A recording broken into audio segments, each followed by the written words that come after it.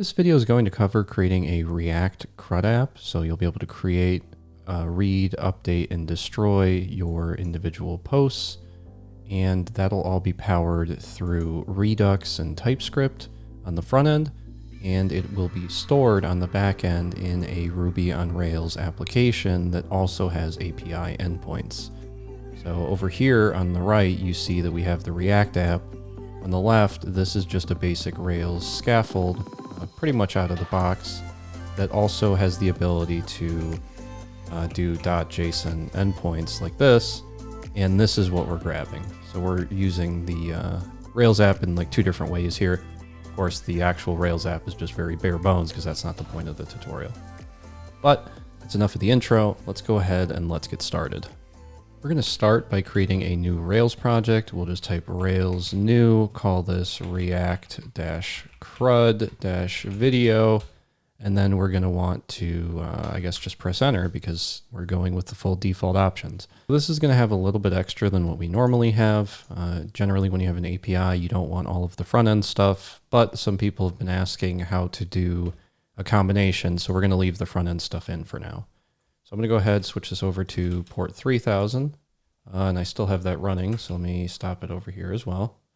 And I'll just exit out of all of these, and then I'll say Rails S.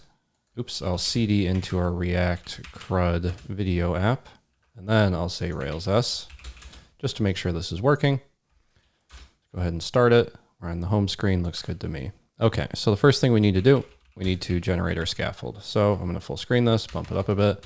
We want to say Rails G scaffold, and we're going to call this post. We'll give each post a title of type string and a body of type text.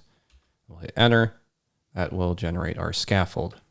Next thing we want to do is run a bundle add rack-cores command. This is just going to add the rack-cores gem to our gem file. And now that we've done that, let's go ahead and let's do a Rails db:/migrate command to migrate our database. So now that all that's set up, we can come over to our application. In here, we can now create a file. It's going to be inside of our config. And I need to make sure that I open this up in VS Code because this is the old version of the code over here. So this should be the new project, hopefully. So in here, we want to come into our config and our initializers, and then we want to create a new file. We'll call this cores.rb. And inside of this, we need to say rails.application.config.middleware.insert before 0. Yep, this looks good. Thank you, GitHub Copilot. And then inside of here, let me bump this up, make sure you guys can see this. Inside of here, we want to do an allow block, which is just going to look like this. And in here, we need to allow our origins, which is either going to be like localhost port 3001, for example, or if you just want to allow anyone to access it, you can leave it as an asterisk. That's a little bit riskier, but for the sake of this tutorial, I think it's better if we just leave it as a wildcard. It really is just as easy as setting this URL to whatever your front-end application is going to be. So in this case, I'm going to be running the React app on 3001, so this will just be 3001. But I'm going to leave it as an asterisk. So we have headers, and then we want to say there are any, and this is for methods, %i, and by default, when you create this, it's going to look something like this. And GitHub Copilot's already caught on. So you're going to have the headers. It's going to be a get, a post, a patch, and a put. But we need to add in a delete. And this is just the thing that's going to allow us to destroy posts. Otherwise, you're going to get a very weird error when you try to do it. So that's now set up. We can actually just go ahead and start mucking around in the actual application now. Before I do that, though, I think we should probably create our front end. So let's say npx create React app. I'll call it front end. And then I'll pass in a -- template of Redux -TypeScript. And that's just going to generate our application with Redux and TypeScript already in it. It's going to give us some demo code It's really helpful if you're just trying to start out and learn how this stuff works, because it sort of all comes bundled for you with like actual comments that are helpful. So that's very nice. But that's going to go ahead and run. And while that's running, we can go ahead and go into our controllers. So we're going to come into app, controllers, post controller, I believe. And then in here, let me open this up on my other monitor. The first thing we want to do is come down to the bottom, because we're going to be passing in an ID. So we're just going to throw in an ID right there. Then after that, I think the only other thing that I change in here is at the top. Now this is going to be a bit, I guess, controversial, but I do a skip before action to verify the authenticity token. This is just for your cross-site forging or cross-site request forging or whatever. It's going to be upset at you for doing the JSON request without having all the headers pass back and forth properly.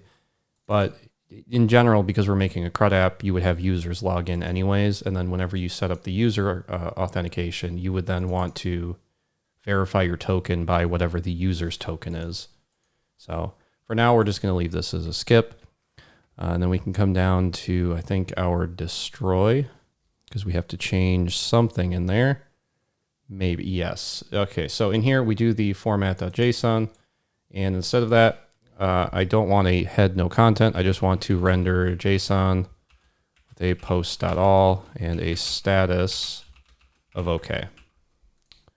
And that's just changing it. Otherwise, this will throw a error in our front end whenever we try to delete something and won't return what we're sort of expecting it to. So we're just changing it here. And then I think that's about it for this file, which means we're actually just about done with the Rails portion of this configuration. So now let's go ahead and let's open up our front end. So I'm going to close these files, I'm going to collapse everything and come over to front end. And in here, we're going to have a public folder. This is where we'll start with an index.html. And in here, I think we want to go to Google and search for Bootstrap 5. We're just going to click the first link. It's going to have a CDN. We're going to grab the CSS. We're going to paste it into our HTML file here. And then we're going to go to the JS, copy that, the bundle. We're just going to paste that in as well. And that's just so we have like the bare minimum of styling. So this looks at least, I don't know, somewhat appealing. Once we're done with that, we can go ahead and close the HTML file, close the public, and then we can open up our source and go into app.ts. Now at this point, it's probably a good idea if I cd into the front end, and run a npm run start. This might run on the wrong port, but it doesn't really matter because we're only running this for a second. Okay, and then we can go to localhost port 3000, and now we're running the React app on port 3000. And this is the demo that comes with TypeScript, so it just lets you mess with the state. You can add amounts. If you want to, you can add them asynchronously. You can add if it's an odd number. So maybe I click +1 and then I can do the about add. And that's all coming out of this file right here.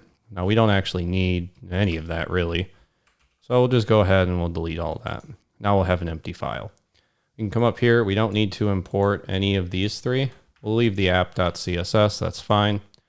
And then in here, if I open up the file on my other monitor, we want to create something called a posts. So this is just going to be our post component. And now we'll start getting errors. We need to import this post component. So we'll say import posts from, and then let me actually bump this one up as well. I like to keep it at 150 just so you can see what's going on. So import posts from /features /posts /P posts. And now we'll go ahead and we'll make that folder structure. So in the default app that comes with the React template we're using here, they have the counter with everything already set up. We're just going to mirror that by creating another feature. So we'll create a new file in our features folder, and we'll call this, what did I call it?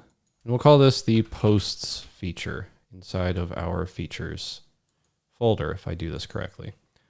So in our posts feature, we're going to have quite a few files that we're going to need to make. The first one that we'll make is this posts file. So we'll say posts.tsx for a TypeScript component. In here, we can run RFCE to create a React functional export component. And this is coming from, let me press tab first so you can be impressed because it generates code.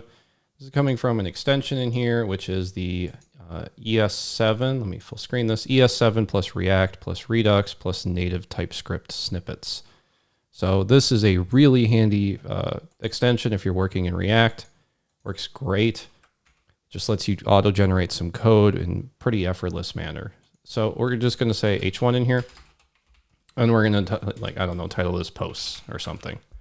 All right, then we come back to our app.tsx, and it's going to be upset. If we refresh, this is fine. So in this case, my VS Code is just upset for God knows what reason. So it's upset, but if we come over here and refresh, it's totally fine. So we're good. The next thing that I want to do is this app, I want to also make a container. So we'll save that. Just going to change the padding a little bit. Now let's go into our posts. So this is sort of going to be where a lot of our logic happens. What we're going to do in here is we're going to grab all the posts from our Redux store, which we'll take a look at in a second. We're then going to iterate through each of those posts, and we're going to create an individual post component. So in here, we can right-click, new file, post.tsx. Just type RFCE. And I don't know, we'll just say post in here. So this is the thing that in our posts component, we're going to create whenever we have a list of posts. We also want the form, so we can right click, say this is going to be the post form.tsx. And again, I'll just say RFCE, hit tab. This is a post form, and I'll just put the word form in here. Once we have all of those, we can then take a look at creating the store. So the actual store in the Redux setup that we have here is just going to be a slice. So if we right click, we can say we want this to be a post slice.tsx. That gives us our slice. Now, initially, what I usually do here is I just open up the counter, come into the counter slice, and I just copy this whole thing and I paste it into the other one. We're going to step through this a bit just to sort of get everything up and running. This part's going to take a minute, but I think it'll be a good learning experience. So we want to start by importing createAsyncThunk and createSlice from the Redux.js toolkit. We then want to import produce from Immer. And if you're missing any of these dependencies like Immer, just go ahead, head over to Google and look up how to install these with NPM. It shouldn't be too difficult. They're all fairly common, so it's not going to be like these confusing, vague instructions that are normally hard to follow. But we then have a root state that we want to import, and we're going to import this from //app/store. And then we will do our imports from our API in a little bit here because we don't actually have the API created yet. So in our store, which is going to be under frontend src app store.ts, we're going to want to come into our reducer here, and below it, we'll just say we want a posts reducer, which is called posts reducer. So we can save that. It's going to throw an error. And the reason why is because up here we need to import it. So we need to say import posts reducer from /features post slice. And this is going to throw an error because we haven't made that yet. So let's go back into our post slice. And in here, we can start by creating our initial state. So we'll say const initial state is initial state is going to be of a certain type. So for now, I'm just going to leave this as any. We'll come back to it. And then in here, we'll figure out what we want. Now, if let me actually stop this and start the Rails server in another tab. So if I cd out of here and I run a Rails S in the root of our application, I come over to our Rails server and I cd into the actual application that we're working in right now, React CRUD App, Rails S. In here, in theory, I should be able to come to posts index and see our new post page. Let me just go ahead. I'm going to open up our routes.rb. That's going to be in our overall app config routes.rb up in our Rails app. And then I'm just going to say the root should be the post controller index action, just so that I don't have to sort through this every time. Now I'll close that, and then I'll go to the root of our application. So our initial state is going to be basically just a mock-up of what we expect this to look like. So if we create a post right now, we'll just say, hello world, I am here, click create, go back to our posts. And now we have this one post here, but if we go to our URL and just type .json at the end of it, and this is an extension that I'm using, which is the JSON formatter. So if you just go to Google, search for JSON formatter, it's going to be, JSON formatter extension. It's going to be this one here from chrome.google.com.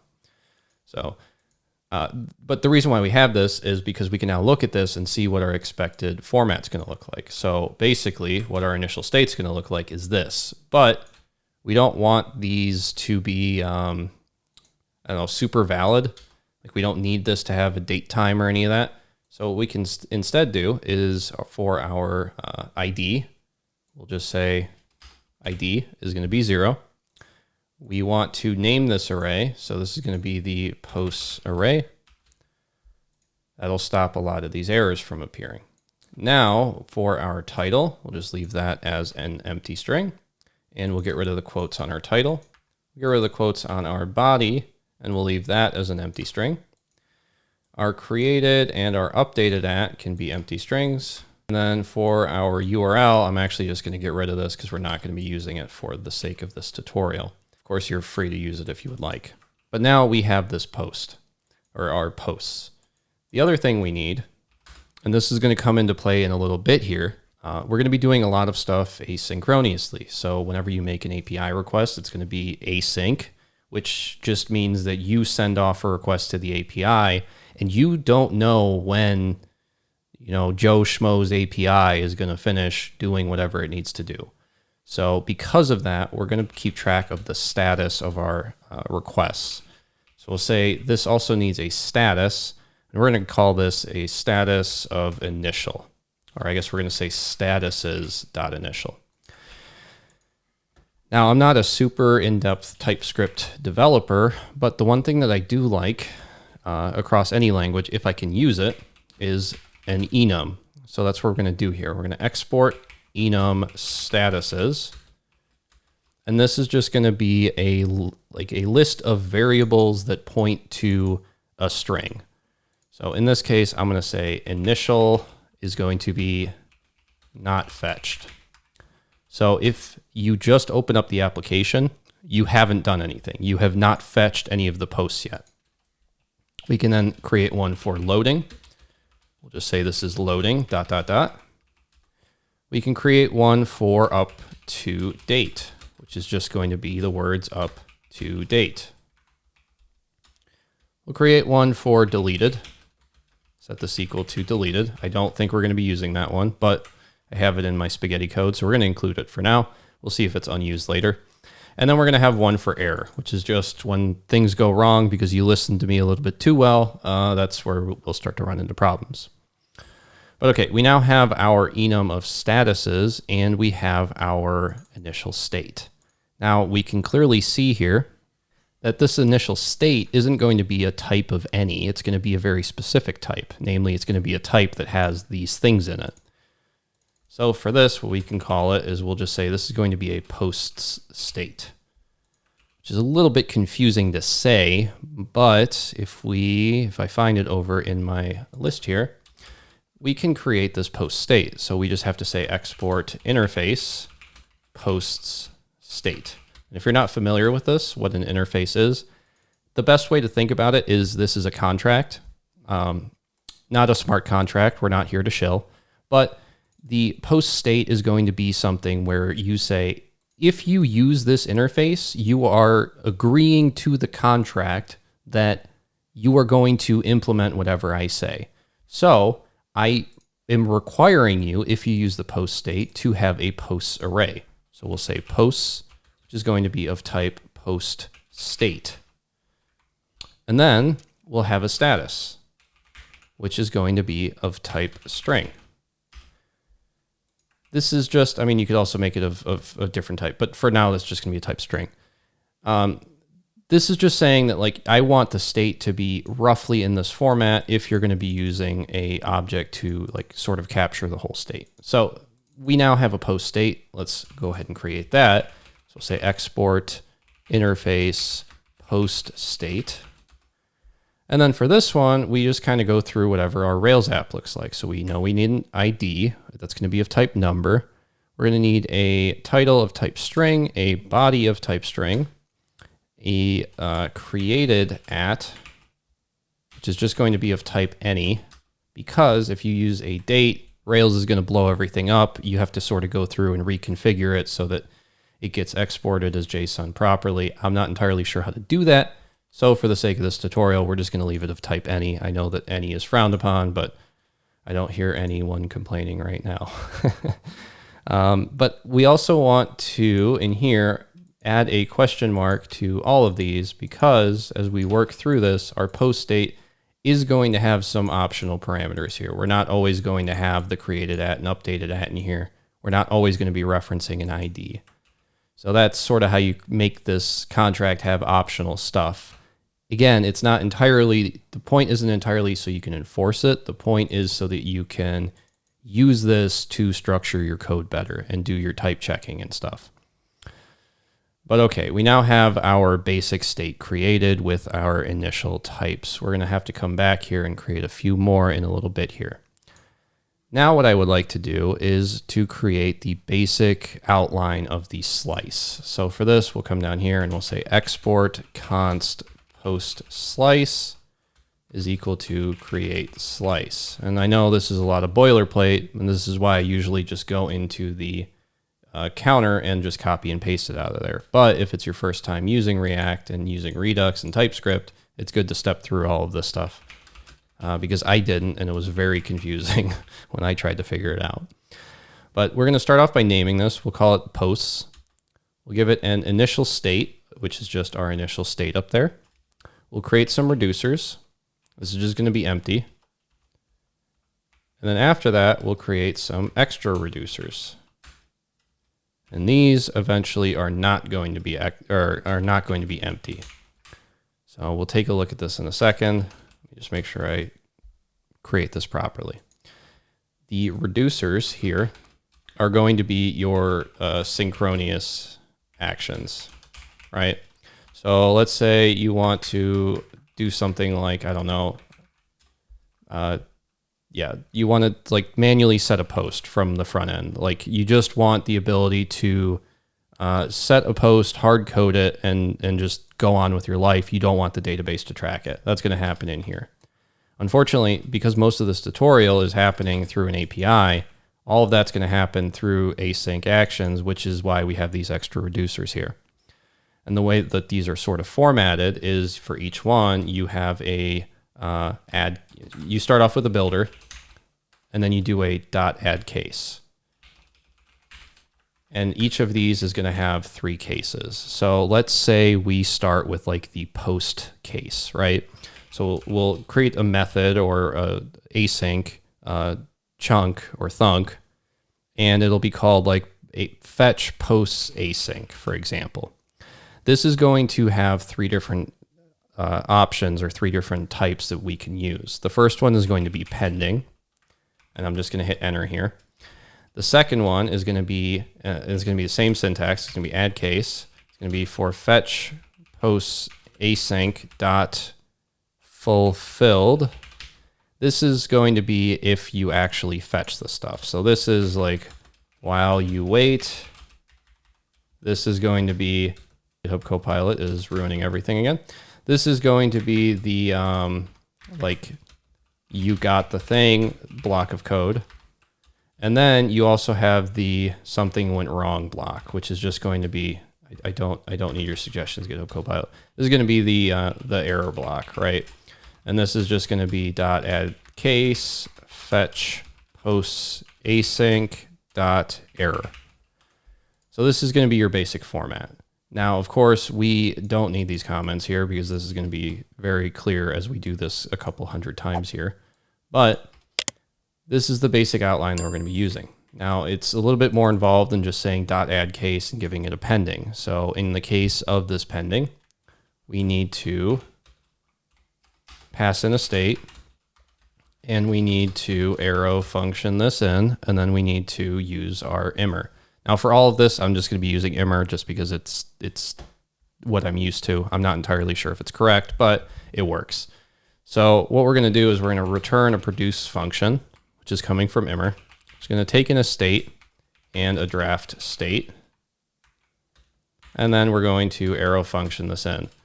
And at this point, we can actually take this right here and we can just copy paste it 3 times, which is of course a bad practice, but we're going to have essentially the same syntax here, which is why I chose to do it with multiple produce, or with a produce for everything for this tutorial, because it's going to be a very similar setup this way. So inside of our first one with the post async, we're just going to want to set our status. So up here we have the status, which is of type statuses, and it's going to be the initial status. So up here or down here, what we want to do is instead of calling state dot, we're going to call draft state, because whatever we do to the draft state will be done to the actual state in sequential order after we're done here. So we'll say draft state dot status is equal to statuses dot loading. So we're just changing our state, but we're not mutating our actual state. We're mutating a copy of it, which will then go through and apply it appropriately. So this will set our initial state to loading. We can come down here to our fulfilled one. And in our fulfilled one, we can say draft state.status is equal to statuses.upToDate. And again, because we're not using any magic strings here, we have this autocomplete from our statuses enum, which is a lot nicer than just, guessing at what the string is supposed to be and doing typos and stuff like that. For our final section here, we want this to be an error. And this is sort of our skeleton for this. Now we're going to have 4 blocks of these. We're not going to copy and paste this 4 times right now, but ultimately you're going to have one for your get, which is this. You're going to have one for your create, your destroy, and your update. So let's go ahead and let's scroll down a bit. We're going to exit out of this, and we're going to export our const actions. So here, normally what you would do is, let me just finish typing this. This is where you would do your sync actions. So maybe your set post, like you want to set a specific post only on the front end, or maybe you want to, do like a set sort direction. It's probably a better example. So if you're sorting on the front end, it doesn't really affect the back end, right? Like you get your posts and then you sort them. You don't say, I'm gonna, grab or sort these posts in reverse order. So let me go make another call to the API, have it come back to me. If you've already retrieved them. Of course, you could do that initially, but you're not going to make a request for every small thing. And in that case, you would have your actions right here.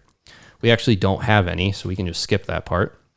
And then we can come down here and we can create a couple selectors. So these are just going to be ways for us to select pieces of the state. So we're going to start by being able to select some posts.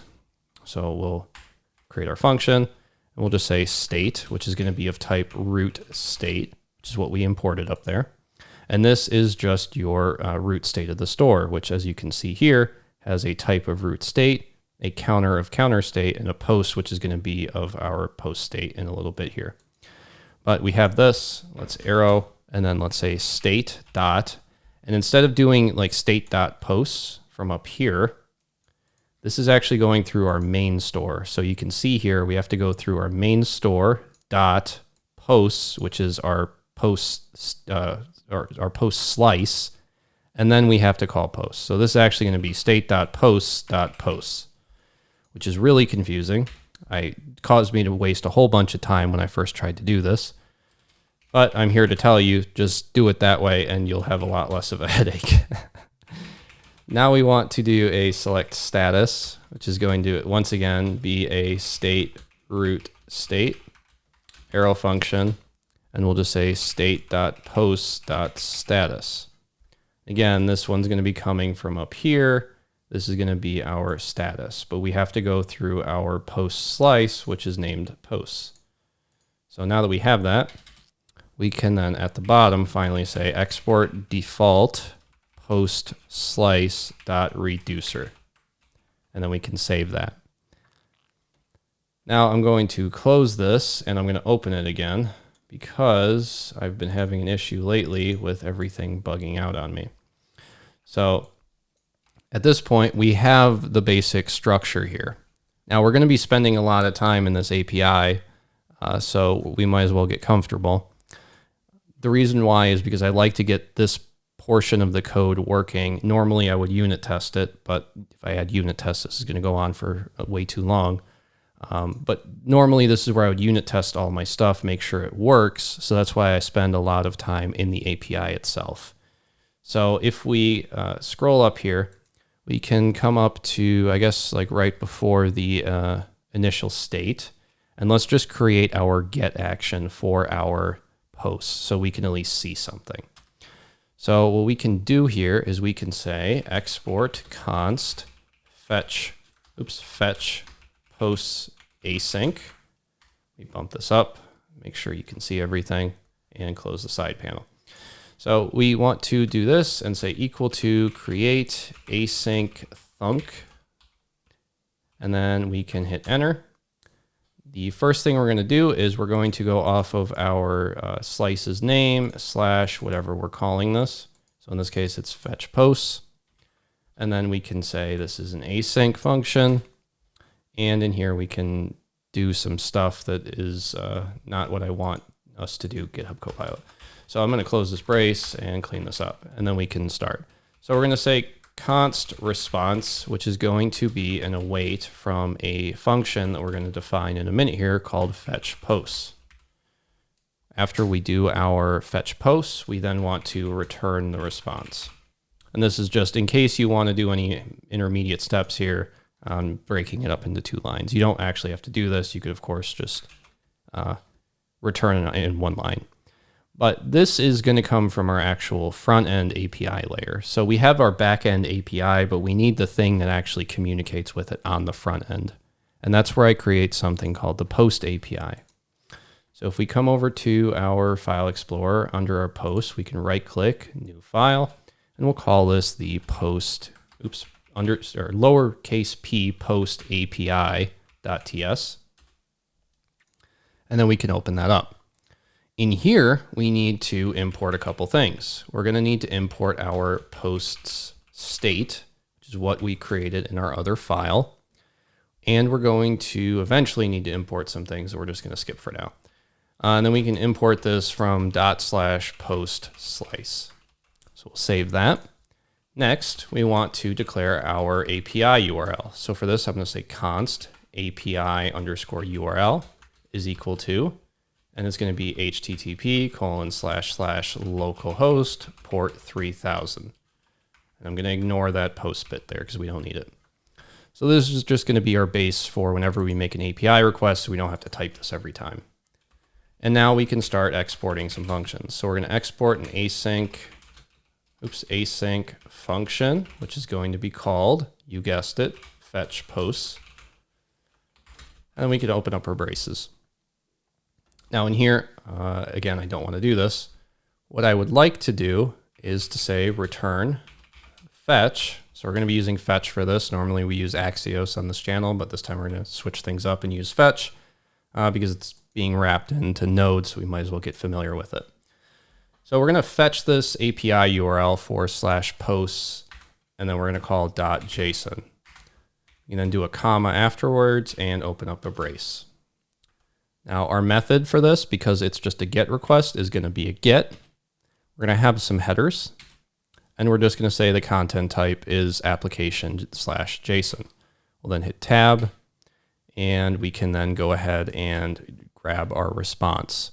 So we're going to say .then with our response, and we're going to return the response.json. We can then, after that, backspace out of this and say .catch, We want to catch any errors. And we want to, I guess, get rid of that. So in here, we're just going to, I guess, console log the error. So we'll say error, colon, and then comma error. And then we can, I don't know, return empty as post state. Just something simple like that. Of course, in this case, we're not really building for robustness, so we know that this is going to largely work, but I wouldn't really recommend this method, but for now, this is fine. So let's come into our post slice, and we're now calling this fetch post, but we need to import it. So we're going to need to say import is going to be fetch posts from, single quotes, / post API. So now we're properly importing our fetch post function, and we can call it in here, which means our extra reducers can have these cases built into it. And at this point, we've essentially got most of this figured out. So what we can do is we can come into our posts TS file. So let me close all of this, and we'll come into this post.tsx, which is under our posts feature. So in here, we need to, I guess we'll start by creating some of the things that we're going to use. So one thing that the application does generate for us is the app hooks.ts. And this just allows you to use an app dispatch and an app selector instead of the plain use dispatch and use selector.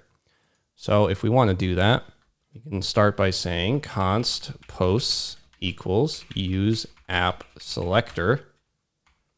And we want to say select posts. Now, if you remember from our slice, we created this select post selector, but now we need to actually import it. So we're going to say import, and we're going to need to import our fetch posts async thunk that we created. And we want to import our select posts, and we'll do this from the post slice. We can then save this and hopefully fix our formatting, although it looks like nothing is happy with me right now.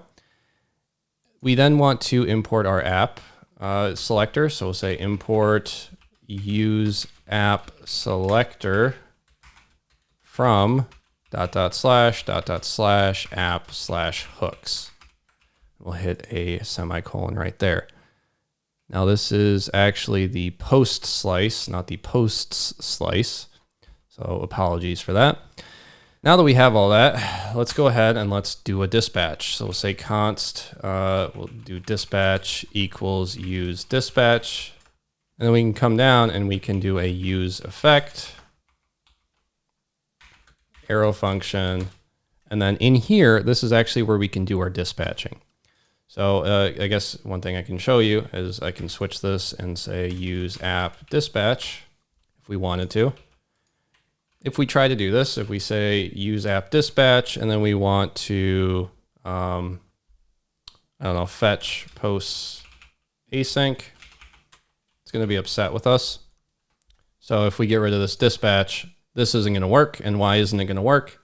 It's because, we're calling this, it cannot be called inside a callback. React hooks must be called in a native React component or a custom React hook function.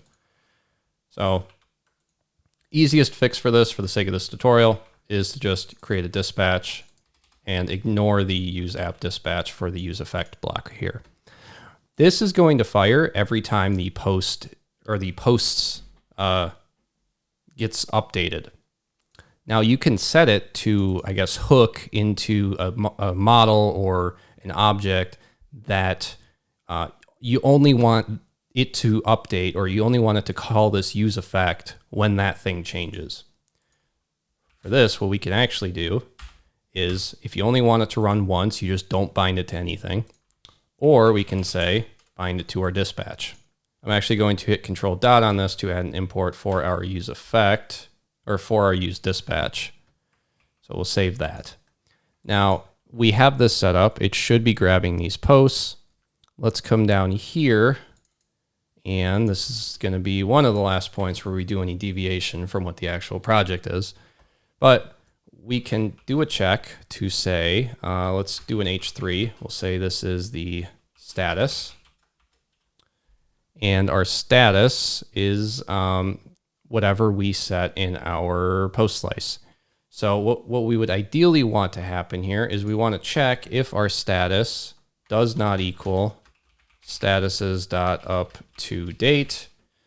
And if that happens, we then want to do something like set our contents equal to just the status, because we know this is a string. So this will just have something up here that says like, oh, we're busy loading. So how do we do that?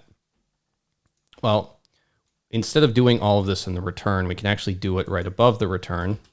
And let me close the div so it stops being mad at me. So what we're going to do is we're going to start by saying let contents, and then we'll do an if the status does not equal statuses.upToDate. Now, what is this status exactly? Well, for this status, we're going to use our other app selector. So we'll say const status equals use app selector. And we want to use the select status selector that we made earlier. We'll add in an import for this. So we're now importing these three from our PostSlice.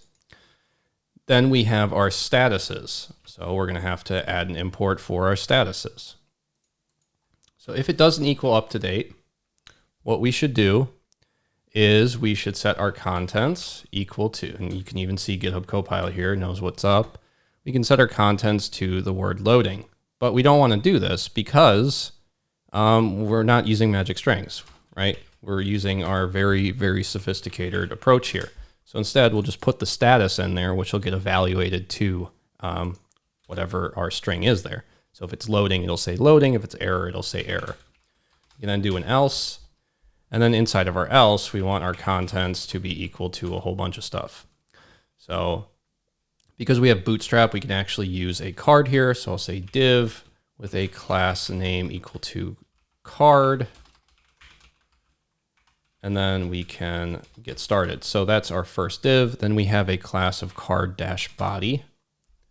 We have our card title here. We have our h3, which is just going to be our status. And that's just because I like to see it. And then we can stub this out for right now, but this is going to be where our form is later. So we'll just, I don't know, do something like this. What is it, like that, I think, to create a comment. We'll say form goes here. And then in here, right after the form, we can open up some more. And because we want to check and make sure our posts aren't null because it's coming from an API, we're going to do an posts and posts.map. So this has to be true, which will be true if it has stuff, and this has to be true, which will be true if it has stuff. But we also want to do a check just to make sure to say post.length is greater than 0. And then we'll do another and, which is a lot of nested code, which isn't necessarily the cleanest, but it's good for the sake of learning, of course. So we can, we can now open up this block, and in here, well, we want to return a div with a key equal to post ID. And we actually don't need this title right now. So a div with a key equal to post ID and a style equal to, and this is just our margin. So it's going to be margin : and then we did 5em. And then in here is where we'll create our post. So for now, we'll just leave it as a post title and a post body. And then go ahead and save this. And it's upset that this has an any type implicitly, but we'll just leave it like that for right now. And we'll come over here and I'll try to start the server. So say npm run start. We're probably going to get a whole bunch of errors here because I just spent a whole bunch of time coding and didn't check any of it. But let's come over to here and open up a second tab and see what's wrong. So in our store.ts, it can't resolve the PostSlice. So let's come over to that. So in here, we're having these errors, and this is because if we come over to our actual post store, or come into our store, So store.ts inside of app. This import right here, I believe, is what's breaking everything. And that's one of the beauties of using TypeScript is very quickly a lot of problems just reveal themselves because of all the checking that you can do. So now we have no issues found, which is fantastic, phenomenal. You love to hear it. But if I open up the console, it's going to tell us that add case cannot be called with two reducers for the same action type. So I don't know what that means, but it probably means that we have to come into our PostSlice and our add cases here.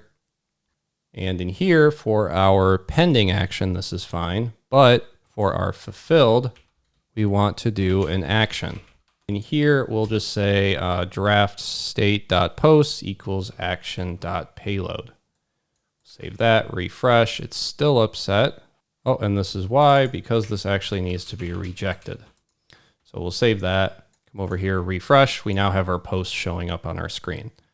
So that's very nice, but of course we don't have any posts appearing here, even though we have the posts right here. So if I come over and I check this and I just hit enter and then I refresh our React app, we expect it to do a GET request, which it looks like it is. It seems to be doing a GET to our post/JSON, and that seems to be working just fine. If we come over here and refresh, we clearly have some, but it's not showing up when we try to do this. So why isn't it showing up? Well, if we come back to our post.ts and we look through here, you'll see that we still only have our posts appearing down here. So we created this if statement, but we didn't actually give it a way to display itself because our return is down here, but our if statement is happening before there. So the way that we can fix this is we can just add in our contents. And a lot of times you'll run into stupid, silly issues like this, and they can be really confusing just because your code is like all in one place, right? This is just some pretty messy code that we're writing here to make this work. And this is only going to get worse as we start to, add in our stuff for our posts. So one way that we can fix this is we can break out this post right here with the title and the body into its own component. So we'll cut this out and we'll say this is a capital P post, and then we can pass in some props. So if you've used React before, you're probably familiar with this concept, but basically we can pass in objects or any sort of value here, even functions, to our child component, and it can then use them. So I'm going to start by passing it in this dispatch here so I don't have to create it again. I'm then going to pass in the post, which is just going to be us passing in the word post. And I think that's it actually for now. So we can do this and then we can go and create this. So you see here, post is not defined. So let's go define it real quick. We need to come into our post component here, and our post component here needs to be imported into our posts component. So if I hit control dot, I can add the import into our function or into our file here. So import post from ./post. I'll hit control S and it'll save, and then it'll be upset because property dispatch does not exist on type intrinsic attributes. So let's go ahead and let's full screen it. And let's go over to our post.tsx to get started. Now in our post.tsx, we can do our props, which are going to be of type any, and that immediately fixes the issue.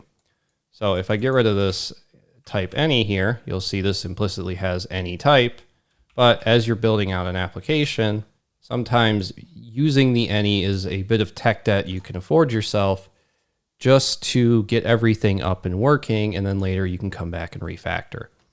So in this case, that's what we're going to do because we don't really know all the stuff we have to pass in yet. So we're doing our, wherever our posts is, we're passing in these two, but in the future, I can already tell you that we're going to be passing in a couple more based on the list. So as I was building this, I just left it as an any so that I could go through and fix it. We can always come back in here and clean this up after we're done. But for now, let's stick to our post.tsx and let's work through this. So the first thing we want to do is we want to grab this title. So right now it's just displaying the word post, but we want it to display the title. So we can use the state in React. So we'll say title, comma, set title equals, and then you can either do a react.useState here, or you can just use state. So I'm going to say use state, and then I will hit Control dot to add the import for this. Now we need to give this a default value. I'm just going to give it the props.title for the default value for now. Then we need to do the same thing for our body. So we'll say set body is equal to use state props.post.body.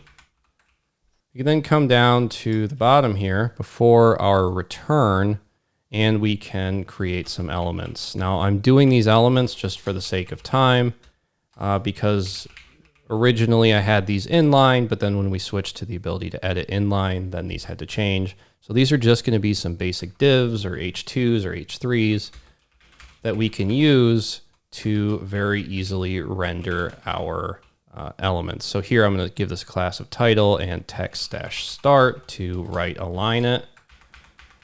Oops, and then we will close off this H2.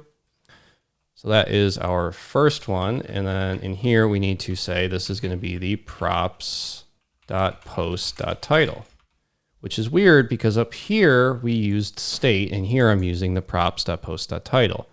Well, this is going to have the same initial value as this, but when I go through and edit it later, I need a way to set it. And I can't set my props. I have to set my own version of them.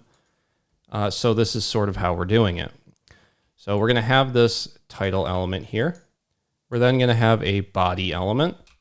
So this is going to be our body element. This is going to be a p tag with a p tag. And then instead of this being the post.title, it's going to be the post.body.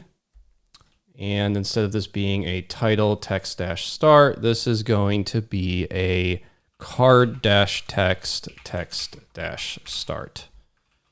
So those are our two elements for now. We can skip the other two, and we can come down to our return. So instead of doing the post here, we're not going to do that. We're just going to leave these empty divs, and we're going to add in some CSS. So we're going to start with a .row.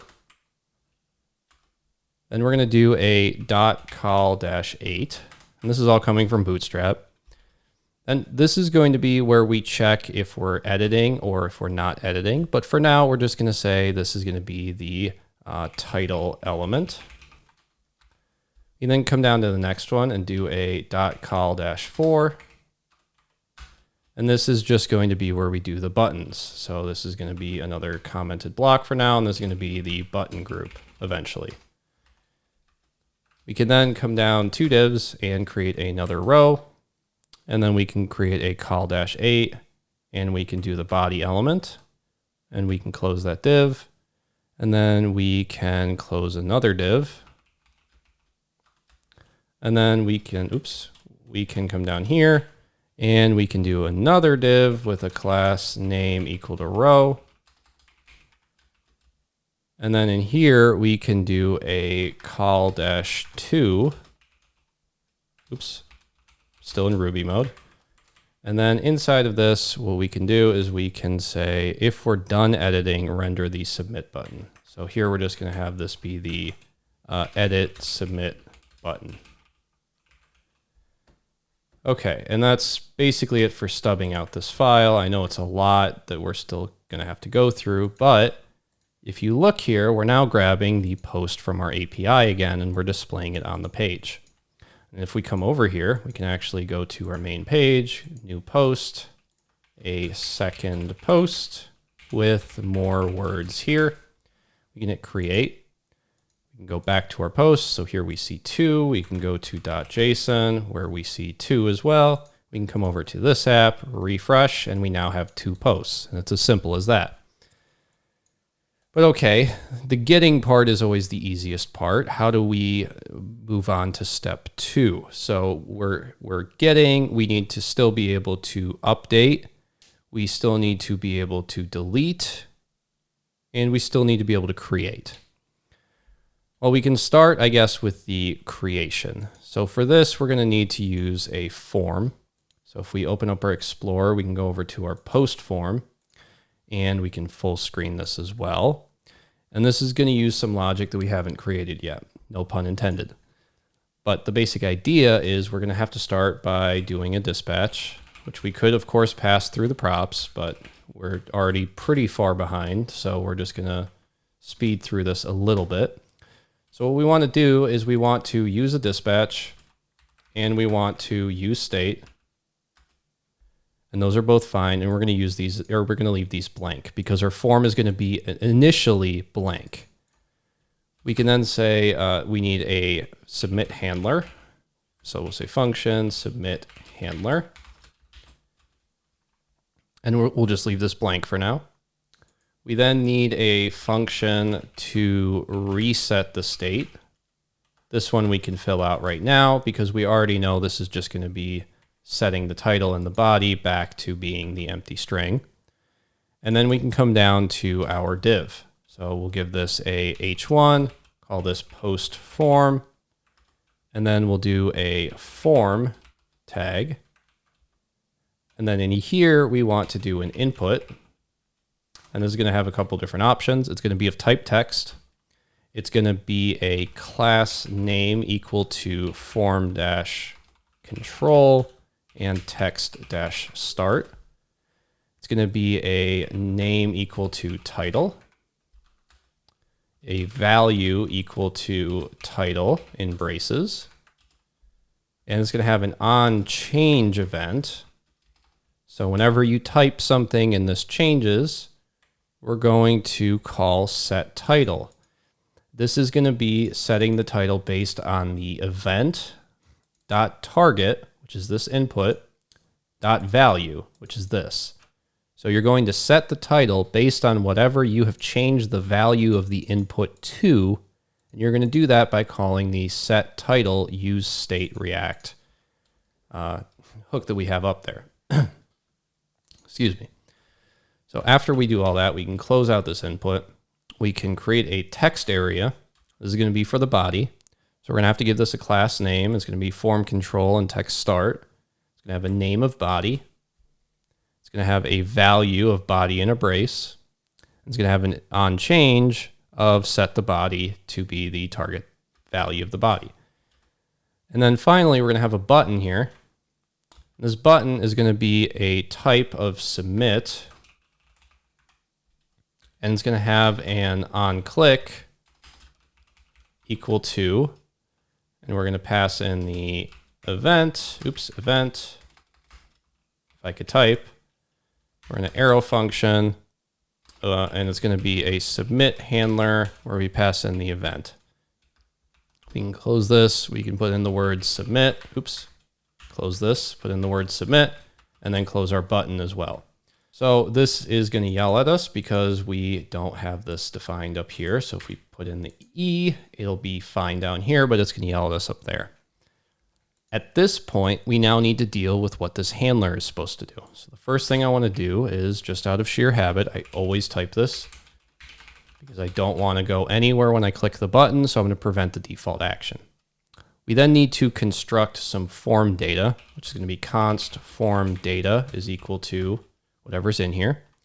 We're going to give this a post, and then we're going to give this a title of type title, or a value title, and a body of value body. And then we'll come out of the form data and we'll do a dispatch, create post, async, form data, and then finally we can call reset state, the other function we just made. We don't have this create post async yet, but this is where I want to talk about this. How did I figure out what this form data needs to look like? Because this seems like some magic. Well, if you open up an application similar to like Postman, which I have over here, and you increase the view, whatever the key is for that, looks like it's Control+, you could actually query your API like this. So if I switch this to a GET request and I go to like port 3000, I have to change my headers. So I uncheck the content type and I check a new one and I give it an application/JSON. And then in the body, what I can actually do is I can just request whatever I want. So if I leave this blank and I run a send request here, and then I come over to wherever our Rails app is, let me do another send. You can see here that it's processing whatever is happening, and I can full screen this. So in terms of the result here, it's actually going to be sending us the entire HTML page, because I forgot that I have to do a .json here to, I have to do a /posts.json here to request the JSON stuff. So this is what it's looking for in terms, or this is what's providing us. But if you actually go through it and you create your post request as well, you can understand sort of what the structure needs to look like, because it's going to start throwing some errors. So if I just, let me try to find enough real estate here. If I come in here and I clear this console and I just hit send without any parameters, hopefully it'll give us an error. It's going to tell us param is missing or value is empty post. So you try something like this eventually, and then you just create a post and then you hit send. And then it'll start telling you that you have other param issues. And as you step through this, you're going to eventually come across whatever the right parameters need to look like if you don't know off the top of your head. Of course, any good API is going to document that for you, because we're using Rails and we're pretty familiar with it. We know that a post is going to have a title and a body because of our post controller telling us that it's going to permit a title and a body, but require a post. So that's sort of where the structure is coming from. But it's always important to be able to also problem solve your way through it, because sometimes this isn't, intuitively obvious to the most casual observer. But okay, we now have all of this set up. Let's import our create async post. So we'll say import create post async from our ./PostSlice. This doesn't exist yet, of course, and our E here is going to be of type any, so that we can move on with our lives. We'll come over to our PostSlice and we'll actually define this. So in our PostSlice, below our other createAsyncThunk, we can say export const create post async equals createAsyncThunk. This is going to be for post/create post. It's going to take in a payload. And this is going to be of type post form data, which we'll take a look at in a second here. And then we can close this. We can close this. So our post form data, I would like it to look similar to our post here, or sorry, our post form here. So I want this to be sort of in an enforceable manner so that if I ever mess up, I can very quickly check and make sure I didn't do anything wrong. So the fastest way to do that is to just come up here at any point and we'll say export interface, and this is going to be our post form data. And we're going to say this has a post that has an ID that is optional, because when we're editing, we need the ID, but when we're creating, we don't. So we'll say string. It's going to have a title of type string and a body of type string. And that's where our post form data comes from. So now we have that, so we can say, hey, if you're going to be doing anything, don't go doing anything weird because I don't like it. And we can set our payload to be that post form data. So we can say const response is equal to await our create post, similar to how we did it last time, but this time we have to pass in the payload and then we can return the response. So now we, of course, have to go create our create post. So let's come up to the top here. After our fetch post, we'll do a comma, put in our create post. We then come into our post API. And then in here, after our fetch post, we can say, this is going to be our create post. So our create post is going to have our fetch. It's going to go to /posts. It's going to have a method of post. The headers are fine, but we also need to give it a body this time. So say body is going to be JSON.stringify, and we want to stringify a post, but we're passing in a payload, right? So this is payload : post form data. And we're going to have to import this from our PostSlice. So up here after or before post state, we have that post form data. So because of this, what we can actually do is we can just say const post is equal to payload.post. And this is just showing you like sort of how to step through and how you can actually work inside of this. Of course, there's a very obvious solution here, which is don't force yourself to pass in a payload that you then have to grab the post out of. But for the sake of edutainment, if you will, this is just an easier way to showcase it. So after we do our fetch request here, we then have our .then, where we do our response.toJSON again. And we have our catch, which is similar to the last one. At this point, we can save this and come back into our PostSlice. And we need to come down to our builders. So we have our fetches. Now we need our creates. Just like I said last time, we can copy paste essentially this entire block. We'll create a comment that just says update section. Usually if you're creating a section, copy pasting code, that's a good sign that you should take a look at refactoring. But in this case, it's helpful for the sake of the tutorial so that you can at least get familiar with what you're doing. So in our create post async, the first one that we need is the status.loading. This is fine.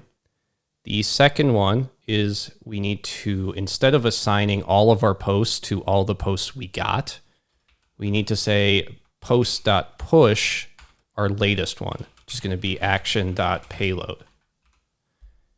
We can then set our status to up to date. And down here, we can leave this as status.error. So we can save all that. And now, if I come over to our form, or sorry, to our posts, we should have the area where we had the form. So in our posts.ts, we had that section where we said form goes here. Well, now it's time to actually put the form there. So we can get rid of this and instead say this is the post form. And then we also need to import this, of course. So we'll add the import, which is right up here. It's import post form from post form. And now we can refresh and we should have a submit form here. So let's test this out, see if it works. So we'll say this is my first API post. Sure hope Dean didn't mess up. And we'll hit submit. And you can see right here our new post appeared. Now what's the test? If we refresh our API, we have the new post there. If we refresh this page, it's still there. So we've now created 2 of the 4 actions that we need, which means it's a good time for us to do a get status, get add dot, get commit -m, finished, create, and get parts of CRUD. And now we can run our Rails S command again. That's mostly just for me to be able to back up if I mess up in the rest of this tutorial, because I'm stepping around a bit and I don't want to miss anything. But okay, we now have the ability to create a post. We have the ability to get a post, or to get all the posts, sorry. What we now should take a look at doing is adding the ability to delete a post. So it doesn't make sense for us to have the delete button out here in the all posts area. Instead, it makes sense to have that in the individual post itself. So if we open up our post, we have this section where we're setting the title and the body. That's all fine and good. But the other thing that we sort of stubbed out is this button group. So what are we going to do with this actual button group? Well, we can uncomment it. We can create the component already, button group, and we'll just pass in some props. So the first one we want to pass in is going to be post_ID, which is going to be the props.postID. Second, we'll pass in the dispatch again. And then the last one is not quite ready for us yet, but I'll leave it blank for now. So we need to import this button group. We need to create this button group. So inside of our post, we'll right click, new file, button group.tsx. And then in here, we'll do another RFCE. So we don't need to import React. The only thing we're going to need to import in here is going to be a destroy post async. We'll import this from /PostSlice. Our button group is going to take in props of type any again. And we're going to do a function handle click e:any. And then in here, what we'll do is we'll create our payload. So we'll say const payload is equal to, and we need this to be a post again, because we need the post param, that's required. And then we need an ID, which is going to be a post ID of props.post_ID. We can then come down here and we can do a props.dispatch destroy post async payload. That takes care of our delete click. Next, we need to handle our actual rendering of whatever these buttons are going to be. For this, I just used a class name equal to btn-group float-end. This is coming straight off of Bootstrap.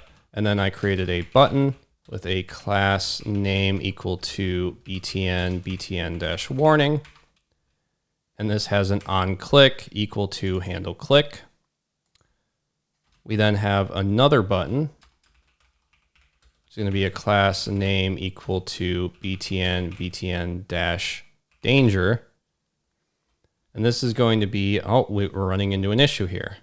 This is, you can't have the same onClick here. So what we should probably do is make the first one, instead of handle click, let's make this the edit click. So I'm actually going to take this and comment the whole thing out for now. I was sort of on autopilot there. This is going to be your edit button. But actually what we can do for now, let's do this instead. Let's just leave it without the ability to do anything, and we'll say this is edit. For our actual delete button, we can do an onClick equal to E. This will be our handle click, and this can be the delete button. So if we save that, we now need to create our destroy post async, which means we go back into our PostSlice, and we come up here, and right after all of this, we create another AsyncThunk. And this is going to be export const destroy post async equals createAsyncThunk. Is going to be post/destroy post. It's going to be an async with a payload of, and I actually call this post delete data. So again, we have to come up here. I have to find it on my other page. And then we have the post state. Let's just throw it in here, I guess. Right below the post state, we'll say export interface post delete data, which takes in a post, and it has a post, post ID : number. And while we're here, we'll just create the last one because I think at this point the novelty is worn off. We also need an interface for the post update data, which is just going to take in a post ID of type number and a post of type post state. So a singular post. If we save all that, we can then come back down to our destroy the universe chunk or thunk, and we can do the rest of our function. So let's go ahead and close this. Oops, let's come up here. Const response is equal to await destroy post, which takes in a payload again. And then we return the response. And then we can hit tab to autocomplete that. So now, of course, we need to import destroy post. So let's come up to the top and we'll say, comma, destroy post. We then need to come into our post API. We need to create a destroy post. So we need to say export async function destroy post. Let me open this up on my other monitor. And then we have a payload, which is of type post delete data, which means we have to import this, which is a post delete data right here. And then after that, we can open up our braces. We can do our const post equals payload.post again. And then we can do a return fetch. And here we're doing something a little bit different. We're going for a fetch for the API URL /posts, and then we're actually passing the ID of the post that we're going to be using here. But GitHub Copilot was very close, but missed it because this is actually post ID based on how I've named this. So that takes care of that. And then in here, we once again do a method. This time the method is delete. The headers are going to be content type application /JSON. And then the body is going to be the post. We can then call, we can then do a .then, which takes in the response. And then we can do a .catch, which just logs the error. Same way we did it the last time. And then hopefully GitHub Copilot gets it together and finishes my braces for me so I don't have to think. So that takes care of all of that. Let's now come to our PostSlice again. So we've now handled the delete PostAsyncThunk. Let's go down to our cases again. So we have 3 more cases. Let's go ahead and let's copy paste these, and we'll say this is the destroy section. Let's tab it over. And in here, what we can do is we can say this is the destroy post async. And if my mouse would stop lagging, we can grab this one and paste it into here and paste it into here.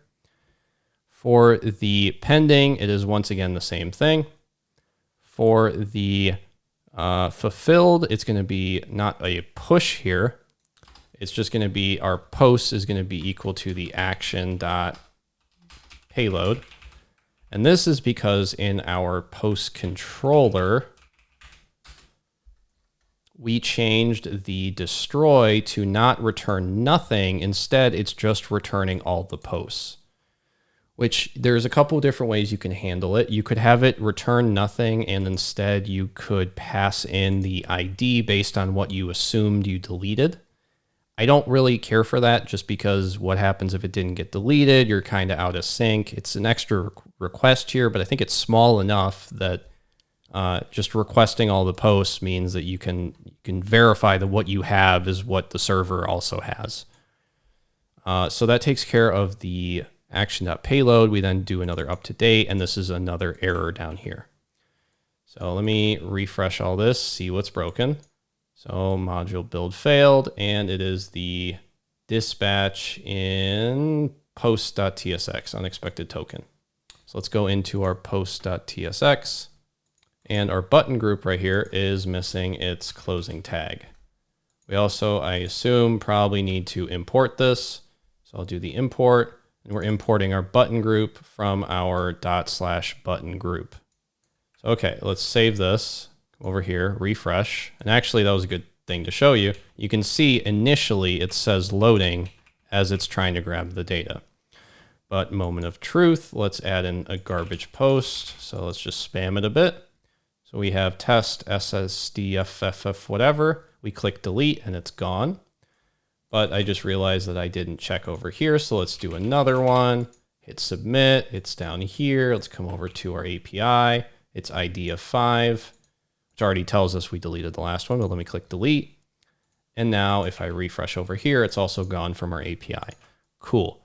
That is now 3 of our actions done. That means that there's only 1 left. Okay, so now we need to handle the editing of a post. This is going to take place in a couple different areas. The first one's going to be our post.tsx. So originally we created 2 elements here. What I want to do is instead of this being an H2 and a P tag, if you set this to be in edit mode, which we'll cover in a second, I want to switch these with a different type of element. And the easiest way to do this real fast is to just say const editable title is equal to, and then we'll make this an input with a type equal to text. And let me just go ahead. Ooh, this is actually helpful. So we have an input of type equal to text. We can give it a class name of form control text start. We don't need a name, I think. So let's get rid of that. We have a value equal to title, and we have an onChange that sets the title. So when I click edit, it's going to create this little input field, and then it's going to work similarly to how we did the form. We're not using the form though, because we sort of have a different look for the form than what I would like here. So it's not really reusable in that sense. I'm sure you can make it reusable, but again, for the sake of this tutorial, I think this is more than sufficient. So we can then, in our edit body, we actually want to call this, editable body with a text area. We can give this a class name, which is going to be form control text-start. It'll be a value equal to body. And it's going to be an onChange where we set the body to be the e.target.value. And again, we're not using the props here because we want this to be whatever we're changing in the form. And as you type, you're changing the target value. You're not changing the post body. Okay, now we have the editable body. We now need a submit button that we also toggle. So we'll do another const submit button is equal to a button. We'll come down here, tab over. This will be a type equal to submit. It'll be a class name equal to form control. And it'll be an onClick equal to props. No, this is not correct. Nice try though, GitHub Copilot. It'll be a onClick of submit handler with an E. And then we can go ahead and close that. And then we just have our submit button. So we need to create this submit handler. So let's come up here and above the elements that we have here, which I'll just collapse these for now. We can say function submit handler any. This is going to be, we're going to prevent default here. We'll then do a form data again. This time the form data is going to be a post that does include its ID. So we'll give it an ID equal to props.post.id. We'll give it a title of title and a body of body. We'll come down 2 braces, do a props.submit edit for the form data. And then we'll say reset the state, which means we need the reset state again. So we'll say function reset state is going to be set title is going to be not empty, but it's going to be whatever we initially set it to.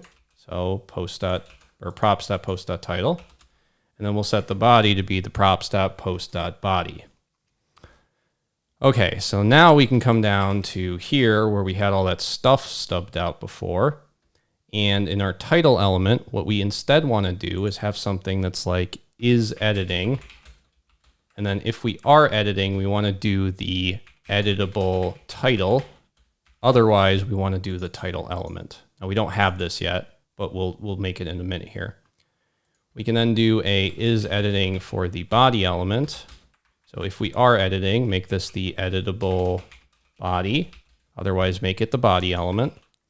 And then we can do the same thing for our submit button. So we can say is editing, make it the submit button. Otherwise, just make it the empty string. So, okay, we have a lot here that we have to unpack. The is editing is something we'll create one level up in our posts. And the props.submit edit is just a callback. So our post right here is giving each of its posts a function. And then in here, we'll actually implement the function. The other thing in our post, I believe, is we need to set the isEditing. So we'll use an effect.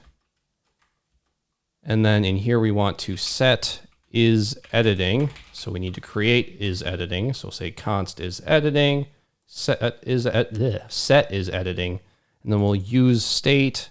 And it's not going to be false. It's going to be props.post2edit equals props.post.id.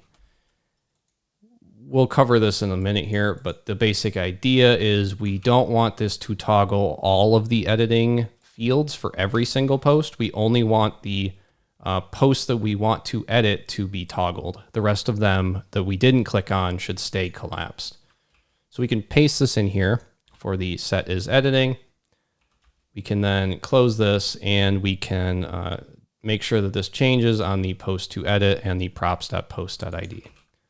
We also need to import useEffect from React. So that gets added up here with the useEffect. And at this point, I think we're actually good in this file. So let's go up one to our posts. So in our posts, we have a couple things we need to do.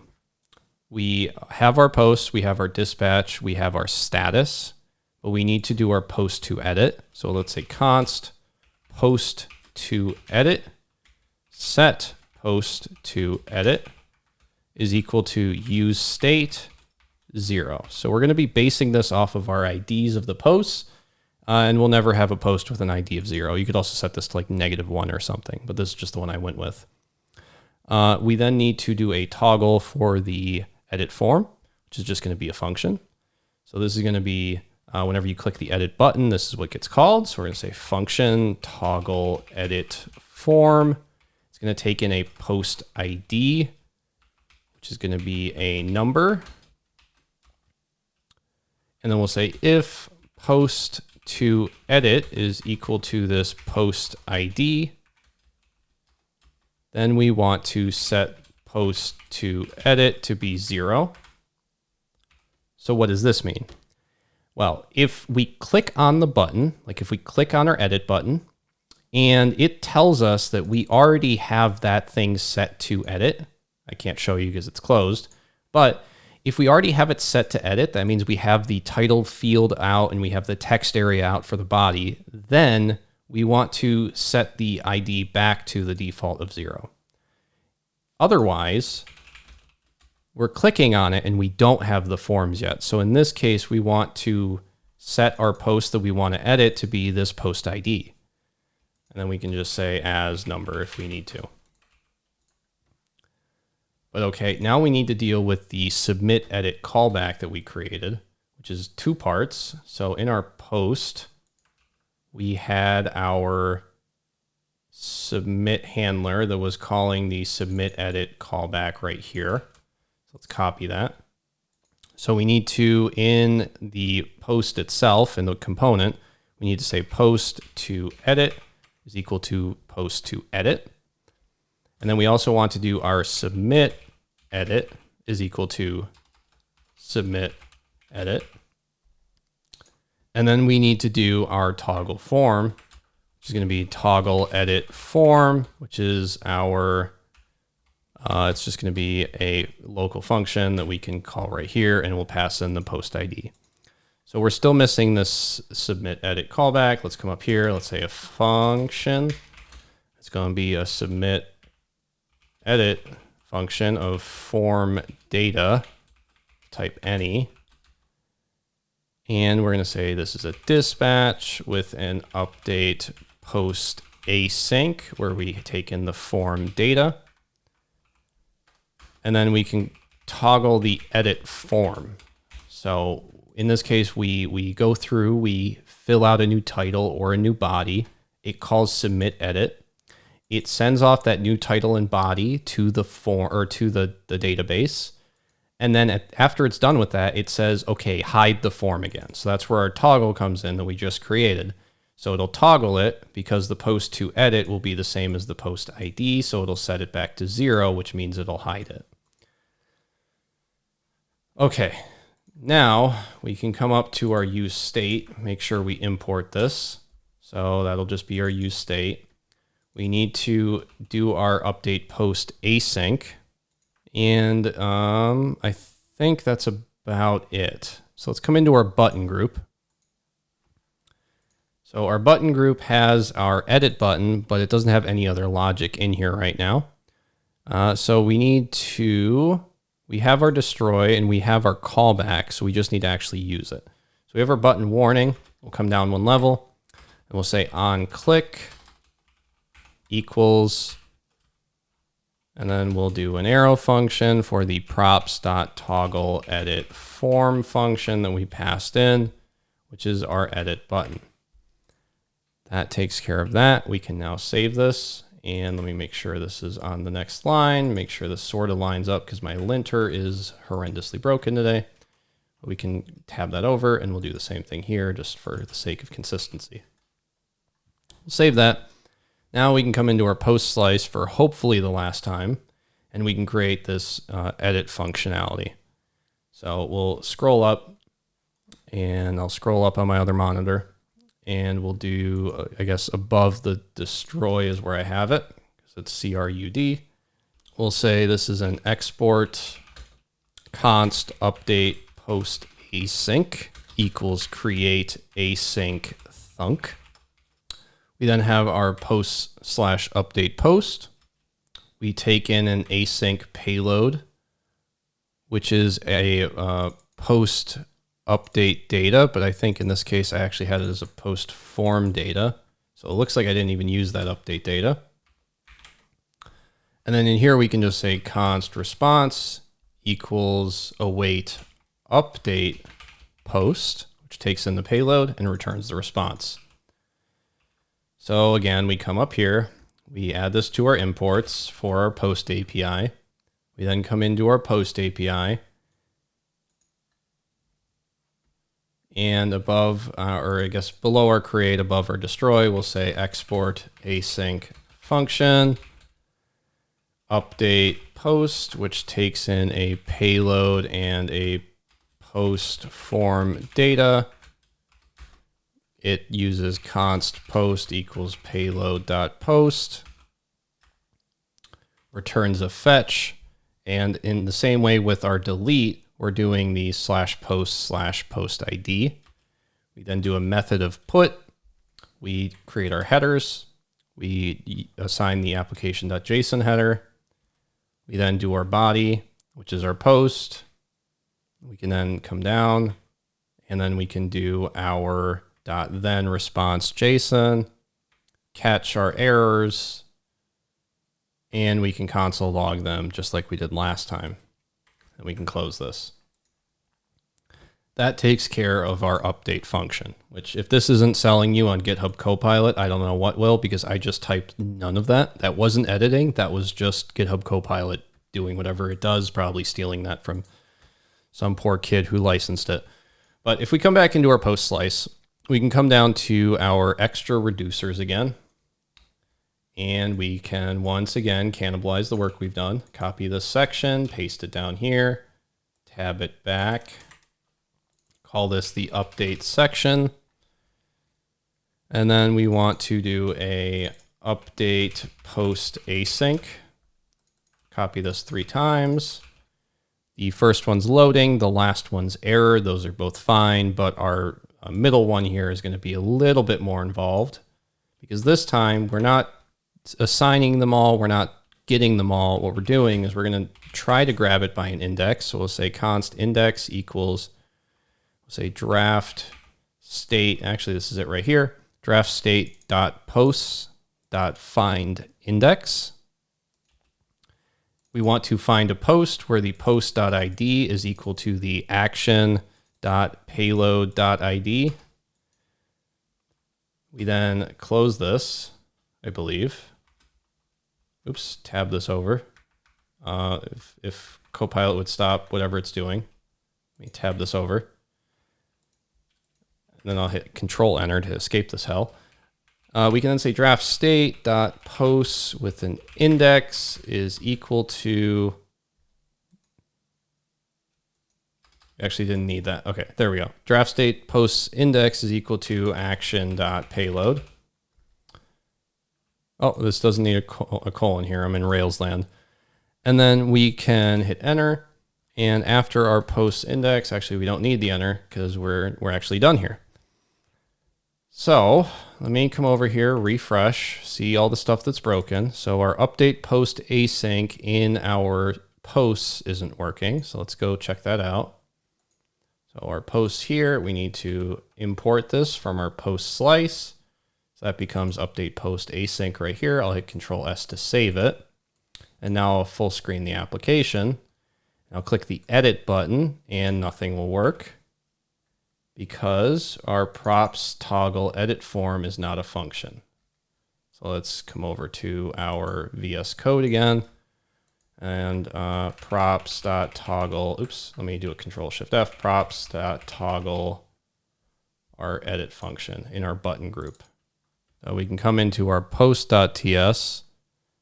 Our button group is missing a couple things. So we have our post ID being passed in. We have our dispatch. We need the toggle edit form, which is going to be the props.toggle edit form. You can save that, refresh, click edit, and now stuff is happening.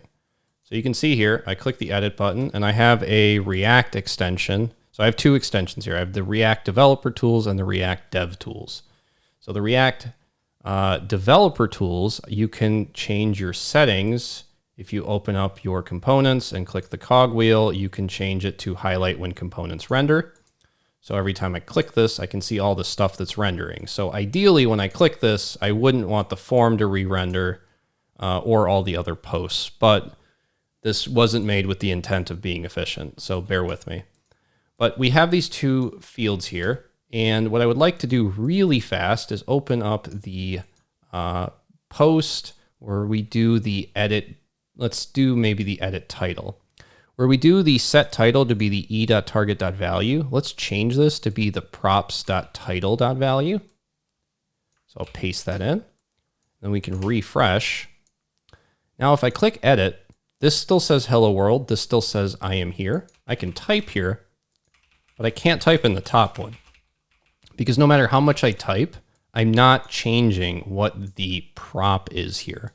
So if your stuff isn't changing, make sure that you have it set to e.target.value and not props.post.title. But okay, we have that working. Let me refresh just so that we can work with a clean slate. I'll edit the second one and I'll say, gosh, sure have learned a lot with all these mistakes he's made. And I'll click submit and we'll just cross our fingers. And it looks like that actually worked, which is a complete shock to me, if I'm being honest. Well, we can come over to our API and you can see that we've changed our body here. So at this point, I think we're actually pretty much done here. We have a form where we can create a new post. Words go here. You can click submit. That gets added to the bottom. We can then edit this and say words don't go here. Click submit. And we can click delete. And you can see it's been deleted. So I can actually come through here, delete all of these, and you now have a clean slate to work with, and our API has also been cleaned. So yeah, that's gonna do it for me. I hope this was helpful. I know that this was a longer one, but there was a lot to cover here. But hopefully you got some value out of this. If you did and you'd like to see more of these, please let me know in the comments anything else you'd like to see me cover. And I will try to get through the suggestions as they come through. But that's gonna do it for me. Thank you so much for watching, and I will see you in the next video.